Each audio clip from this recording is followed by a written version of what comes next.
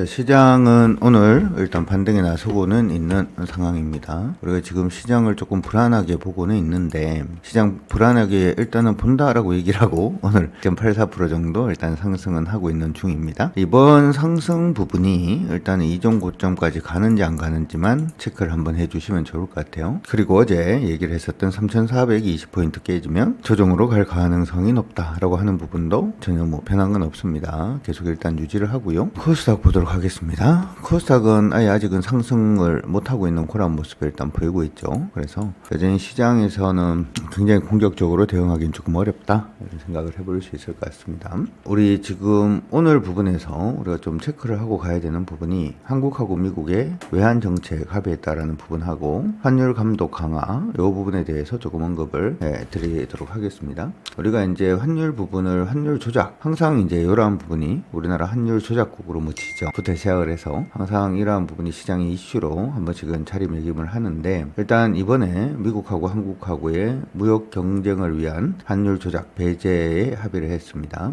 기본적으로 IMF 규정을 근거로 해서 환율 조작을 통한 무역 이익을 추가하지 않겠다. 그리고 거시 건전성 조치나 자본 흐름 조절도 환율을 직접 목표로 하지는 않겠다. 그래서 외환시장 개입, 환율을 경쟁 수단으로 쓰지 않기로 일단은 얘기를 했습니다. 우리 지금 이게 의미가 있는지는 잘 모르겠어요. 왜냐하면 보통 환율 조작국 얘기가 나오기 시작을 하는 것은 환율이 원화가 굉장히 좀 약세로 가는 거죠. 그렇게 해서 수출하는 데 있어서 우리가 원화 베이스로는 똑같이 돈을 버는데 달러 베이스로는 돈을 깎아줄 수 있는 그런 부분이 만들어지거든요. 그러면 당연히 수출에 조금 더 유리해지게 되겠죠. 그래서 일단 미국 같은 경우에는 상대방 국가의 환율이 너무나 약세로 가도록 이렇게 모습이 보이게 되면 조사에 따라서 환율 조작국으로 지정을 한다든지 하는 부분을 해왔는데, 아시다시피 최근에 이제 자금이 대부분 미국 쪽으로 많이 쏟아져 들어가고 있고, 심지어는 미국이 금리 인하를 함에도 불구하고 달러 인덱스가 약세로 안 가는 모습이죠.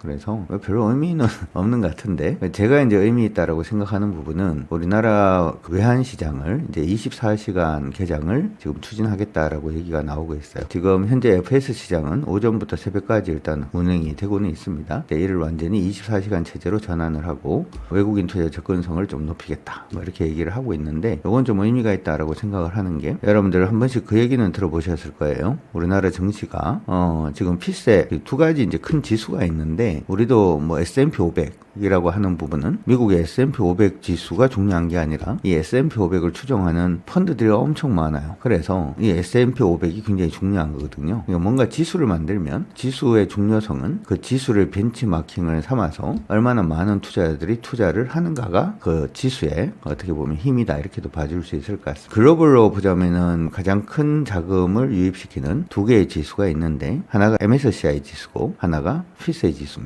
우리나라가 지금 어떻게 되어 있냐 하면, 피세 지수에서는 우리나라가 선진국으로 들어가 있어요. 근데 MSCI에는 우리가 이머징 마켓으로 들어가 있거든요. 그래서 저번에 한 번씩 우리가 MSCI에서 선진국 지수 편입 관련돼서 한 번씩 얘기가 나오기도 했었는데, 여기에서 가장 큰 걸림돌이 됐던 부분이 뭐냐 하면 환입니다. 환. 두 가지가 있는데, 환율을 이제 24시간 개방하는 거하고 공매도를 완전히 풀어주는 거, 그 두 가지거든요. 근데 우리가 예전에 IMF 겪고 이런 걸 한번 했었기 때문에 환을 24시간 푸는 거에 대해서 약간 좀 뭐라고 할까요? 약간 무서워하는 그런 경향이 좀 있는데, 이번에 24시간 개정 추진을 일단 하게 되면, 그리고 이제 공매도 부분 이런 부분이 잘 좀 만들어지게 되면 우리가 몇 년 뒤에 MSCI 부분에 선진국으로 편입될 가능성도 또 생길 수도 있습니다. 그래서 요거는 굉장히 좀 의미가 있다, 이렇게 생각이 드니까 참고 일단은 해두시면 좋을 것 같습니다. 그거 외에도 오늘 몇 가지 이슈들이 일단 있었죠. 오늘 우리나라 수출이 굉장히 호조세를 보였다. 9월달 한국 수출이 전년 동월 대비 12.7% 증가를 하면서 예상치를 크게 뛰어넘었고, 특히 반도체 수출이 22% 상승을 해서 역대 최대치를 기록했다라는 보도가 나왔습니다. 그래서 오늘 다시금 반도체 관련된 종목군들도 좀 상승을 하는 모습을 일단 보였는데, 저는 이렇게 생각은 해요.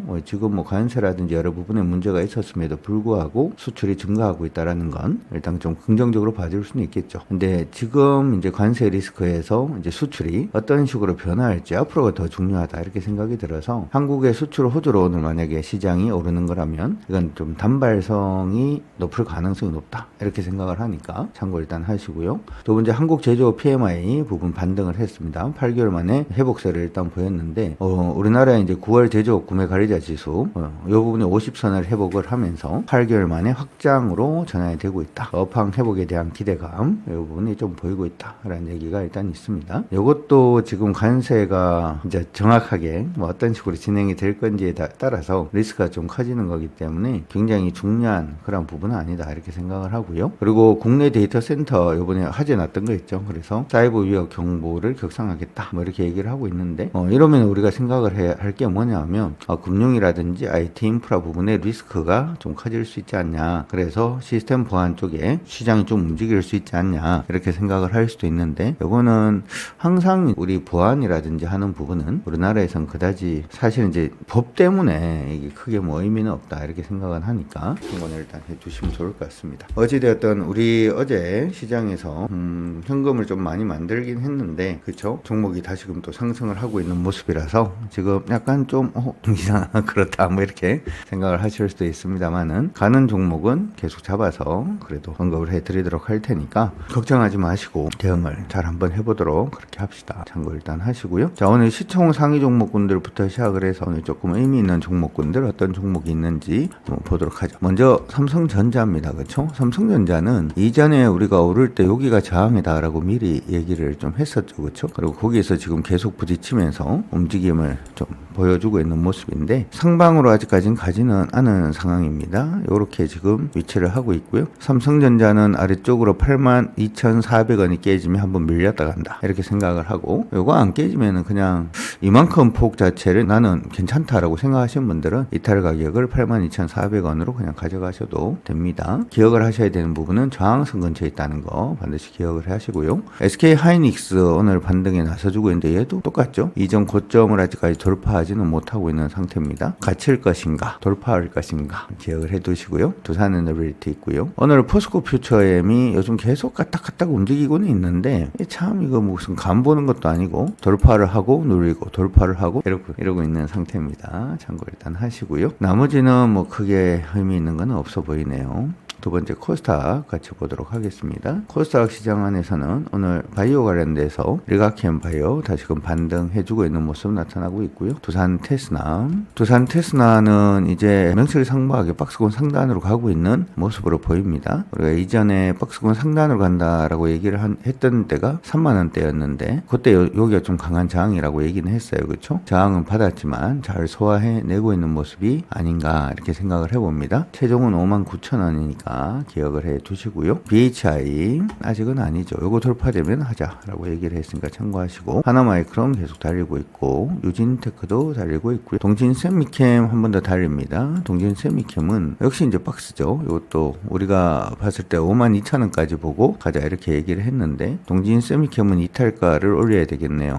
가지고 계신 분들 이탈가 상향 조정합니다. 얼마로? 4만원 39,700원으로 상향 조정해서 대응을 해주시면 되겠고 스파이어 CJEN네요. YC까지 시장에서 예전에 가지자라고 얘기했는데 좀 강세 움직임 보여주고 있고 얘기했던 종목들 중에서 상한가 가는 종목도 있고 상한가 근접한 종목도 일단 보입니다. 안전마진 챙기면서 똑같이 합니다. 똑같이 하고 어제 우리가 얘기했었던 하나엔진은 오늘 10 정도까지 또 상승을 하고 있네요. 참고 일단 하시고 열심히 한번 또 가보도록 하고요. DI는 패턴이에요. 상방 안 바뀌었습니다. 이렇게 패턴이고 오르면은 27,000원 정도 저항이 있으니까 참고하시기 바랍니다. 자, 여러분들 모두 화이팅입니다.